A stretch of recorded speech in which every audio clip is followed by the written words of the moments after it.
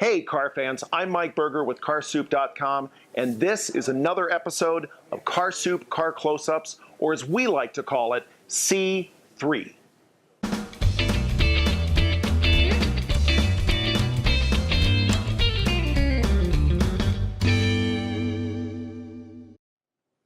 So today we're talking about all things electric. We're out here with the good folks at Walser Nissan. We've got the Nissan Leaf behind us, which is Nissan's electric vehicle.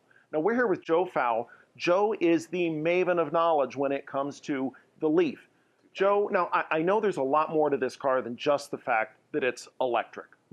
Tell us what really sets this thing apart. People sort of just assume that it's going to be drastically different than what we're used to.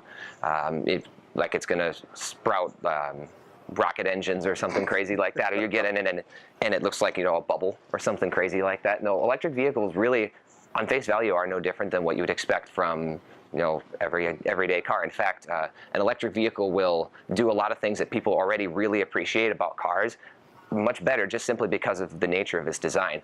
An electric vehicle has no gas engine, so there's a lot less noise happening up front, which means that manufacturers have to get creative. They make the interiors better fit and finish so that they tend to make less noise over time. You don't hear as many squeaks or as rattles. They have to get creative with sound insulation because you're suddenly more aware of wind noise or tire noise, all these things. Just because you get rid of the gas engine, manufacturers up their game on, so it's a much quieter, sort of very refined experience, much more so than people would initially expect.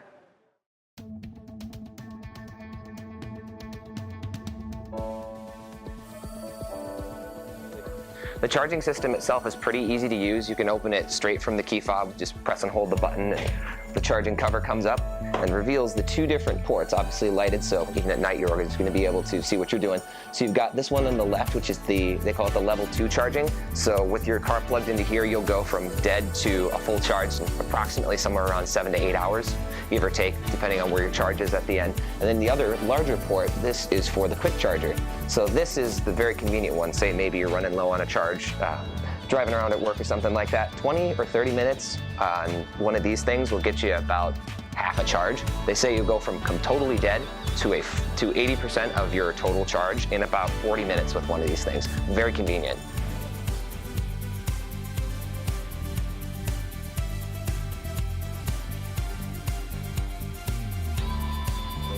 So more to the theme of what we were talking about outside is that when you look at the interior of the car, it still looks like a car.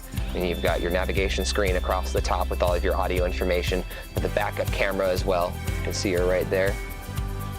And then really the only thing on here that isn't particularly conventional is the shifter. As you look at it, it looks pretty different than what maybe you would ordinarily expect.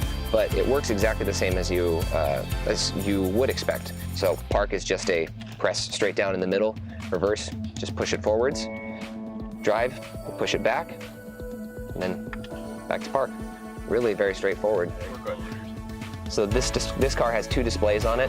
The main one over here functions for your audio controls, the navigation system, the backup camera, things like that.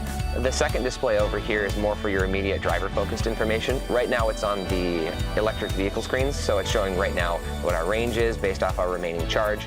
It shows how much real-time, how much charge of the battery is charging or discharging, depending on which way it's going. You've also got a mode here that shows your battery percentage. You've got battery temperature, which is important to know what that is.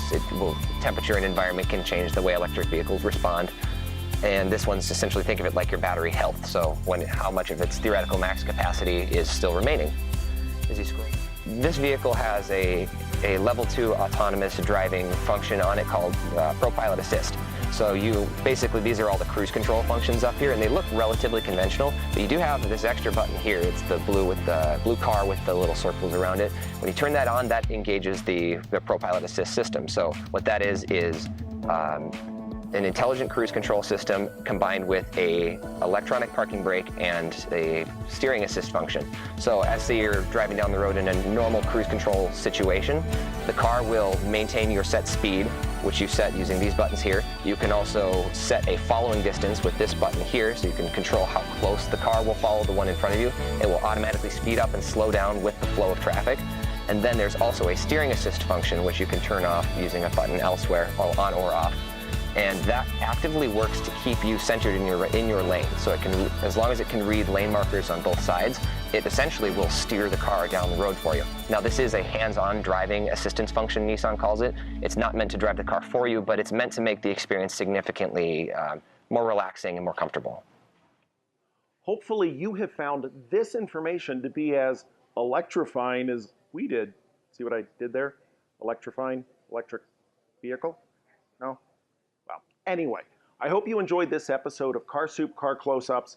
Come back soon, look for more videos, and we will see you down the road.